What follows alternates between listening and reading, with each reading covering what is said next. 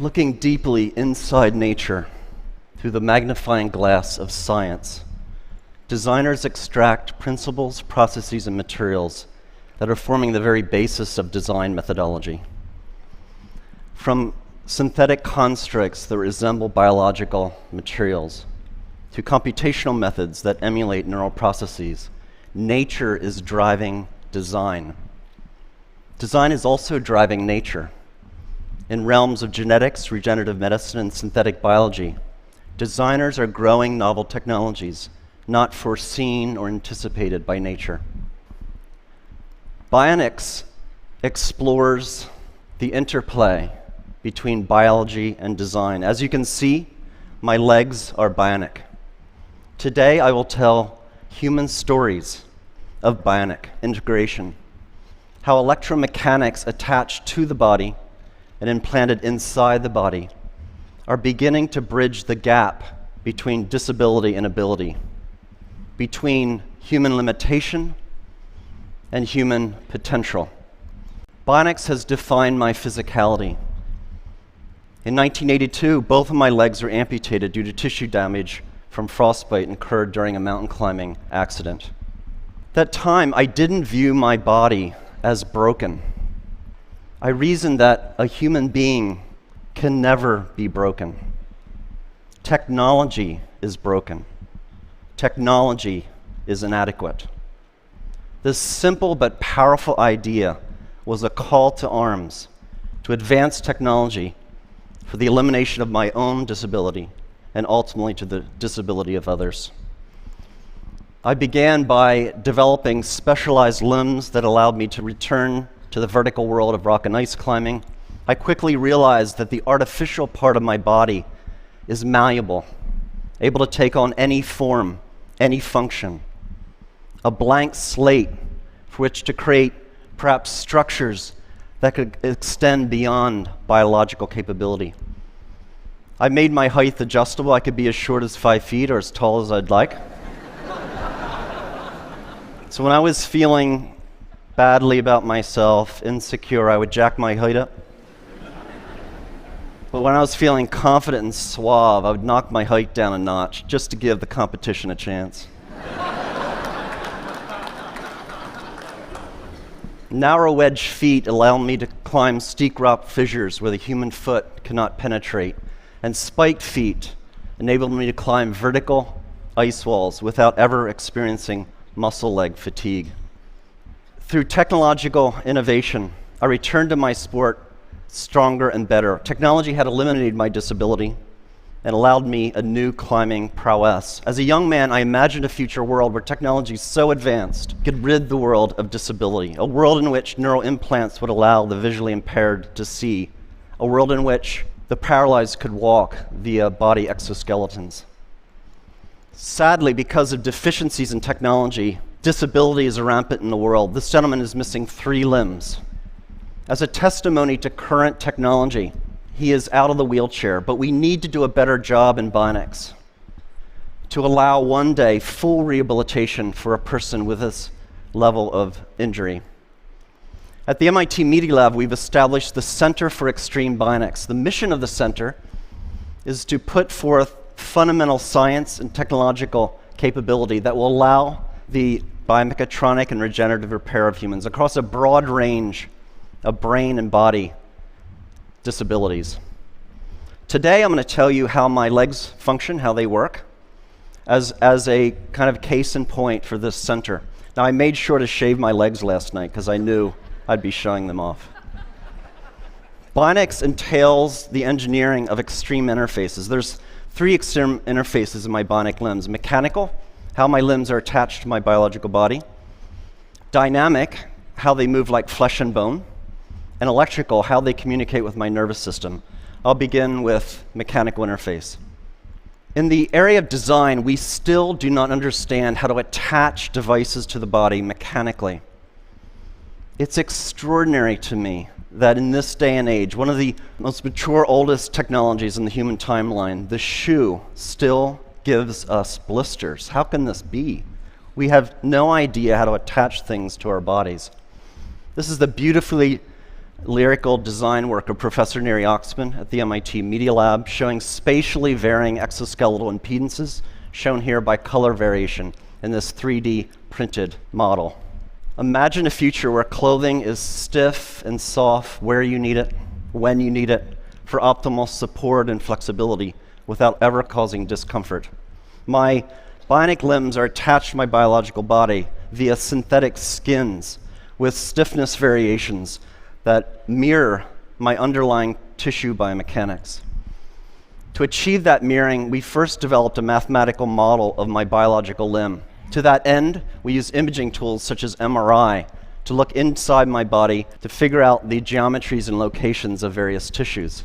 We also took robotic tools. Here's a 14 actuator circle that goes around the biological limb. The actuators come in, find the surface of the limb, measure its unloaded shape, and then they push on the tissues to measure tissue compliances at each anatomical point.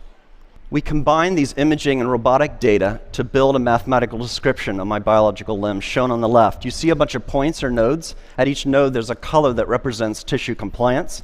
We then do a mathematical transformation to the design of the synthetic skin, shown on the right. And we've discovered optimality is where the body is stiff, the synthetic skin should be soft. Where the body is soft, the synthetic skin is stiff. And this mirroring occurs across all tissue compliances. With this framework, we produce bionic limbs that are the most comfortable limbs I've ever worn.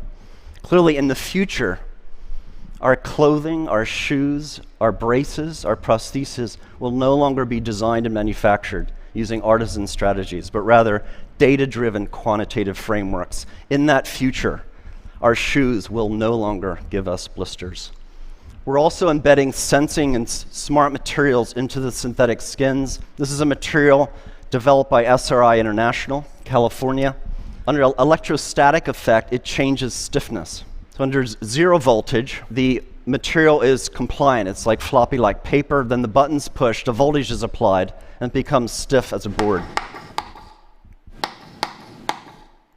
We embed this material into the synthetic skin that attaches my bionic limb to my biological body. When I walk here, it's no voltage. My interface is soft and compliant. The button's pushed, voltage is applied, and it stiffens, offering me a greater maneuverability of the bionic limb. We're also building exoskeletons. This exoskeleton becomes stiff and soft in just the right areas of the running cycle to protect the biological joints from high impacts and degradation. In the future, we'll all be wearing exoskeletons in such common activities such as running. Next, dynamic interface. How do my bionic limbs move like flesh and bone? At my MIT lab, we've studied how humans with normal physiologies stand, walk, and run. What are the muscles doing, and how are they controlled by the spinal cord? This basic science motivates what we build. We're building bionic ankles, knees, and hips. We're building body parts from the ground up. The bionic limbs that I'm wearing are called biomes.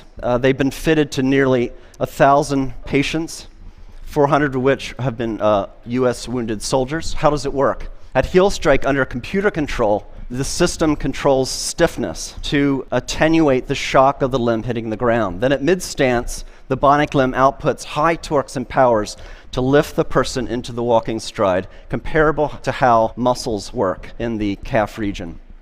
This bionic propulsion is very important clinically to patients. So on the left, you see the bionic device worn by a lady. On the right, a passive device worn by the same lady that fails to emulate normal muscle function, enabling her to do something everyone should be able to do, go up and down their steps at home. Bionics also allows for extraordinary athletic feats. Here's a gentleman running up a rocky pathway. This is Steve Martin, not the comedian, who lost his legs in a bomb blast in Afghanistan. We're also building exoskeletal structures using these same principles that wrap around a biological limb. This gentleman does not have any leg condition, any disability. He has a normal physiology. So these exoskeletons are applying muscle-like torques and powers so that his own muscles need not apply those torques and powers. This is the first exoskeleton in history that actually augments human walking. It significantly reduces metabolic cost. It's so profound in its augmentation that when a normal, healthy person wears the device for 40 minutes and then takes it off, their own biological legs feel ridiculously heavy and awkward. We're beginning the age in which machines attached to our bodies will make us stronger and faster and more efficient. Moving on to electrical interface. How do my bionic limbs communicate with my nervous system? Across my residual limb are electrodes that measure the electrical pulse of my muscles. That's communicated to the bionic limb. So when I think about moving my phantom limb, the robot tracks those movement desires. This diagram shows fundamentally how the bionic limb is controlled. So we model the missing biological limb, and we've discovered what reflexes occurred, how the reflexes of the spinal cord are controlling the muscles. And that capability is embedded in the chips of the bionic limb. What we've done then is we modulate the sensitivity of the reflex, the modeled spinal reflex, with the neural signal. So when I relax my muscles in my residual limb, I get very little torque and power. But the more I fire my muscles, the more torque I get, and I can even run. And that was the first demonstration of a running gait under neural command. Feels great.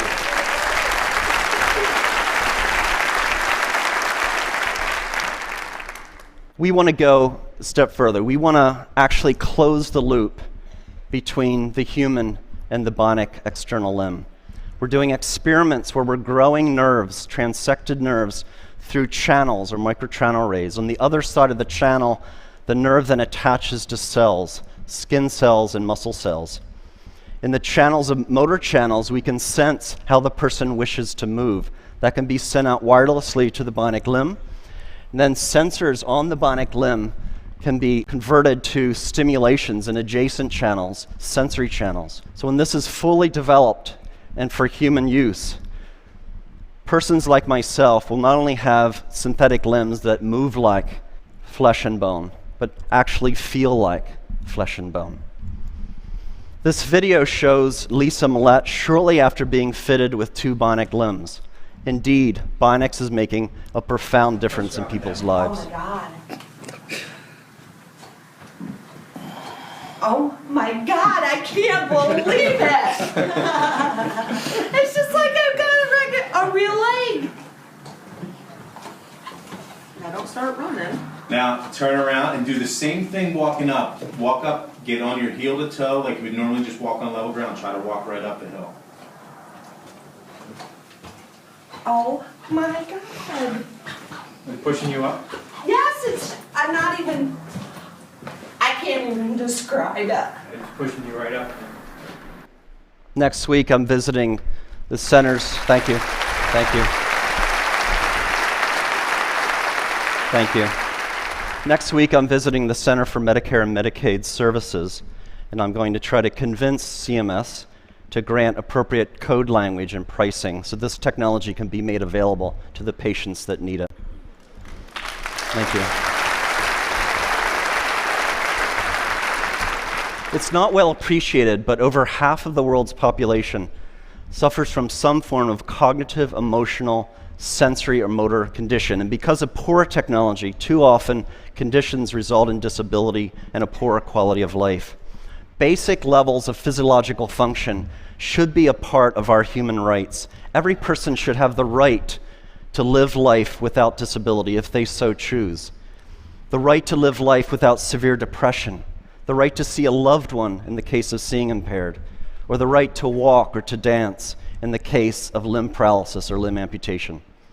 As a society, we can achieve these human rights if we accept the proposition that humans are not disabled. A person can never be broken. Our built environment, our technologies are broken and disabled. We, the people, need not accept our limitations, but can transcend disability through technological innovation. Indeed, through fundamental advances in bionics in this century, we will set the technological foundation for an enhanced human experience, and we will end disability. I'd like to finish up with one more story, a beautiful story. The story of Adrienne Haslett Davis. Adrienne lost her left leg in the Boston terrorist attack. I met Adrian when this photo was taken at Spaulding Rehabilitation Hospital. Adrian is a dancer, a ballroom dancer. Adrian breathes and lives dance. It is her expression. It is her art form. Naturally, when she lost her limb in the Boston terrorist attack, she wanted to return to the dance floor. After meeting her and driving home in my car, I thought, I'm an MIT professor. I have resources. Let's build her a bionic limb to enable her to go back to her life of dance. Brought in MIT scientists with expertise in prosthetics, robotics, machine learning, and biomechanics. And over a 200-day research period, we studied dance. We brought in dancers with biological limbs, and we studied how do they move, what forces do they apply on the dance floor. And we took those data and we put forth fundamental principles of dance, reflexive dance capability, and we embedded that intelligence into the bionic limb. Bionics is not only about making people stronger and faster. Our expression, our humanity can be embedded into electromechanics. It was 3.5 seconds between the bomb blasts and the Boston terrorist attack. In 3.5 seconds, the criminals and cowards took Adrian off the dance floor. In 200 days, we put her back. We will not be intimidated, brought down, diminished, conquered, or stopped by acts of violence.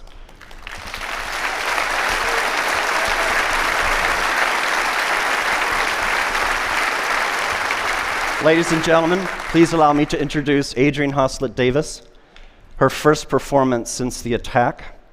She's dancing with Christian Leitner.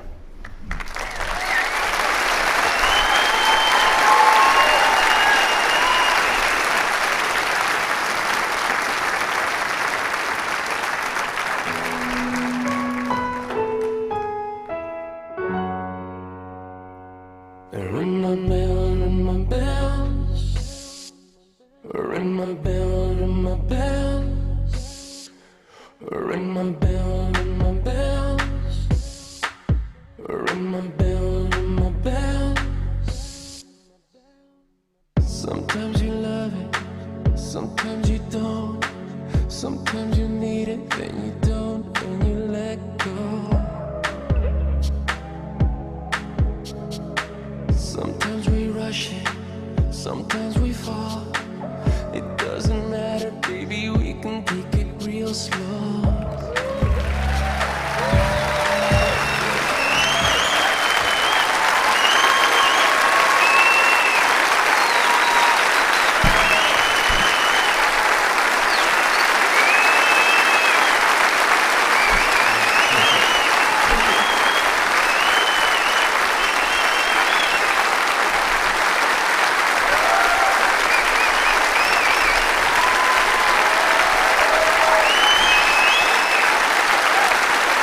Ladies and gentlemen, members of the research team, Elliot Rouse and Nathan Bertarzi.